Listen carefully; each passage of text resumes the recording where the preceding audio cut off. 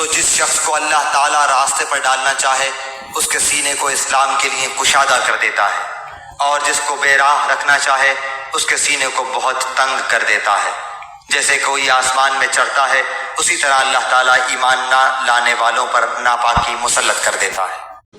احمد رفو گر کہنے لگا اس طرح سیوں گا کہ پھاڑنے والے کو بھی پتہ نہیں، ان کا پیسے لے یار تو سی دے۔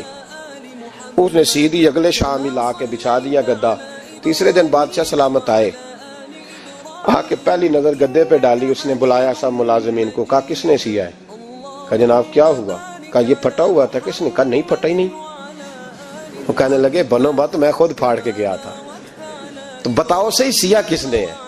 کہا جناب آپ پھاڑ کے گئے تھے تو بتایا کیوں نہیں؟ فرمانے لگے اسی لیے تو بتایا نہیں تھا کہ تم خود تحقیق کر لو، بلاؤ بتاؤ سیا کس نے۔ تو بلا لیا، احمد رفو گر آ گیا، اس کو جب بلا کے سامنے بادشاہ کھڑا کیا، کہا بھئی تو نے